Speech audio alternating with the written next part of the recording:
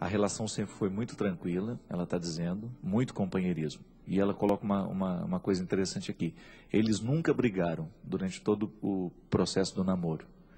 E no começo do mês de junho, 5 meses depois de casado, ele simplesmente disse que cometeu um erro e saiu de casa. Foi embora.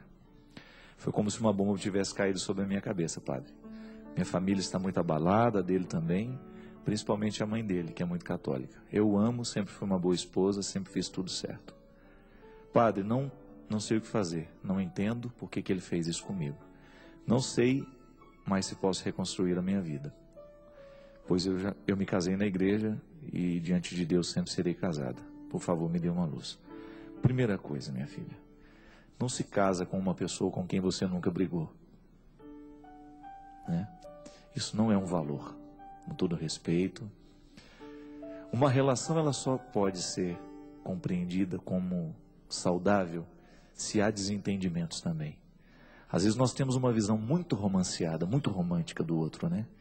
Nós nunca brigamos, nós nunca fizemos isso, nós nunca fizemos... Outro dia, eu estava até me recordando, há muitos anos atrás, eu me encontrei com um rapaz, na Canção Nova mesmo, e muito casualmente ele me chamou e falou assim, padre, eu vou me casar na semana que vem. São, parece que 6, 7 meses de namoro, mas a gente sabe que a gente se ama. E eu estou me casando, padre, muito feliz, porque durante todo esse tempo de namoro, eu nunca desejei a minha namorada sexualmente. Aí consegui viver a castidade, nunca nem desejo por ela eu senti, padre, olha que maravilha. Aí eu pus a mão na cabeça. Porque isso é visão romântica. Gente, como é que você vai se casar com uma pessoa pela qual você não sente atração sexual? Isso não existe. Isso é visão romântica. Se ele me falasse que ele estava se casando com uma mulher com quem ele lutou o tempo todo para viver a castidade, isso é maravilhoso. Ele sentia o desejo e lutava para poder preservar-se para o casamento e preservar, uma vez que isso para os dois era um valor. Agora, sentir-se feliz por não sentir-se atraído por ela, pelo amor de Deus. E eu não medi as palavras, meu filho, não se case então. Não se case, porque isso é um requisito básico para uma relação a dois. Para você se casar com uma mulher, você tem que no mínimo sentir-se. Além de tudo, você tem que ter no mínimo atração sexual por ela. Como é que você vai estabelecer uma relação de marido e mulher, a partir do respeito, com tudo aquilo que a gente sabe que é valor? Mas o sexo faz parte da vida do casal. E para com essa visão ingênua das coisas. Isso não leva ninguém a nada. Deus não nos fez para sermos anjos. Não nos fez, não nos criou para sermos anjos. E Ele não vai nos pedir respostas de anjos. Você não é anjo e não tem que ter comportamento de anjo. Você tem que ter comportamento de homem honrado. Com todo respeito a você, minha filha. Ao me contar que você nunca brigou com seu namorado, que você se casou com ele, sem nunca ter tido um conflito com ele, você entrega para mim a prova concreta de que o casamento de vocês não deveria ter acontecido. Sabe por quê? Porque a gente só pode se casar depois que você viveu todas as fases do conflito.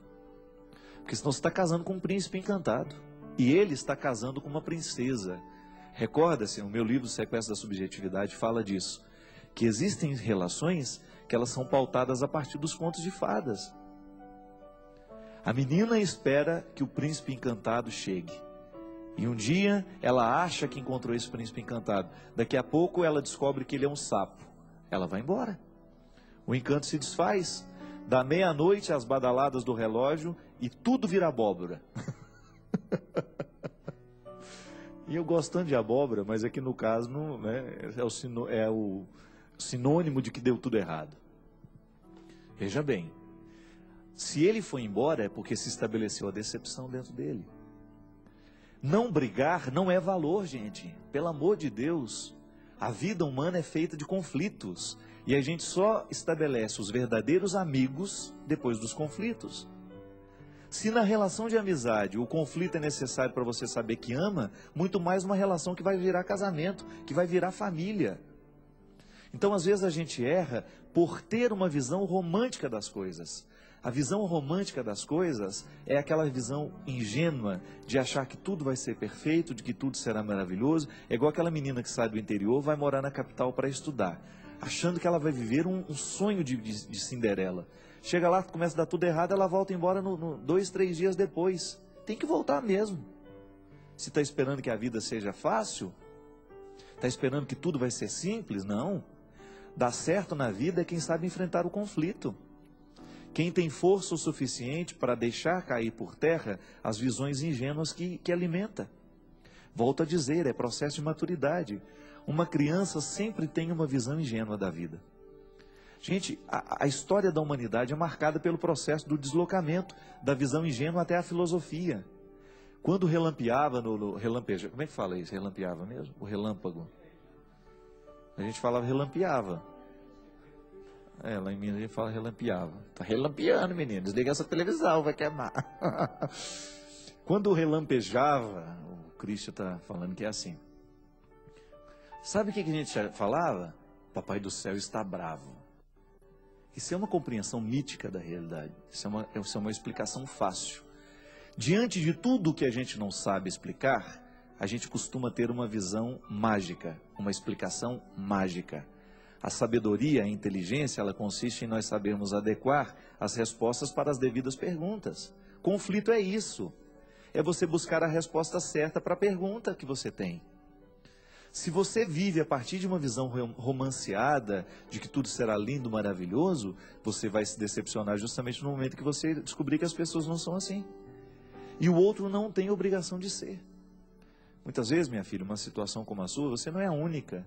Quantos casais se casam assim, achando que o outro é uma princesa, que o outro é um príncipe? Aí na hora que começa a conviver, viu que nada disso era verdade. Porque se já tivesse quebrado o pau antes, tudo bem. Vocês já teriam sabido, olha, nós brigamos, nós já nos acertamos, a gente sabe quais são as nossas diferenças, a gente sabe quais são as nossas qualidades, mas a gente se escolheu mesmo assim. Aí você não está casando enganado. Agora, ao confessar que vocês nunca brigaram, você nos dá a entender de que realmente vocês não se casaram na época certa. O conflito não aconteceu. E conflito é que amadurece uma pessoa. Olha, se você quiser fazer o seu filho ficar criança a vida inteira, é só você evitar os conflitos na vida dele. Só você colocar debaixo da sua asa, não permitir que ele voe, não permitir que ele erre, não permitir que ele caia. É só você fazer isso. Cuidado excessivo faz isso com as crianças. As crianças ficam imaturas para o resto da vida. Aí você vai ver aquele homem lá de 40 anos que ainda tem dificuldade de lidar com as próprias dificuldades. Dificuldade com a própria dificuldade. Ele não sabe lidar com os limites que tem, porque infelizmente não foi preparado para viver conflito. Tem gente que não gosta de conflitos, já deve ter encontrado muita gente assim. Ela nem estabelece conflito com os outros porque ela tem medo. Ela tem medo de perder os amigos, tem medo de contrariar o outro. Pelo amor de Deus, quem é seu vai ser seu sempre. Quem realmente gosta de você vai gostar de você mesmo no momento que se estabelecer o conflito. Quem de fato encontra um valor em você, não vai te jogar fora só porque você tem uma opinião contrária à dele, não. E tem gente que às vezes, para dizer que pensa de forma diferente, tem uma dificuldade danada. Isso é imaturidade, gente. Maturidade consiste em nós sabermos dizer o que a gente verdadeiramente pensa sobre as coisas, consiste em a gente verdadeiramente dizer o que a gente sente, sem medo do que o outro vai reprovar ou aprovar em nós. Isso é uma questão de sobrevivência. Se a gente não investe nesse processo de maturidade, nós vamos chegar aos 40 anos com a mesma idade mental e sentimental e afetiva de um adolescente de 12. Não podemos fazer isso. Isso é retrocesso, isso é deixar de você viver o bom da vida. Pode ver, grandes amigos nascem, você tem certeza de que ele é seu verdadeiro amigo, é depois que vocês já quebraram o pau e mesmo assim a amizade continua de pé. Já tiveram inúmeras dificuldades, mesmo assim o outro não desistiu de você. Quando você fez tudo errado e mesmo assim o outro te perdoou e falou, olha, eu não te jogo fora da minha vida porque eu já não sei mais pensar a minha vida sem você. Eu reconheço o seu valor. Você não tem obrigação de ser perfeita. Eu te reconheço imperfeito, com direito de errar, e mesmo assim eu quero você na minha vida. Faz parte. São os conflitos que nos amadurecem o tempo todo.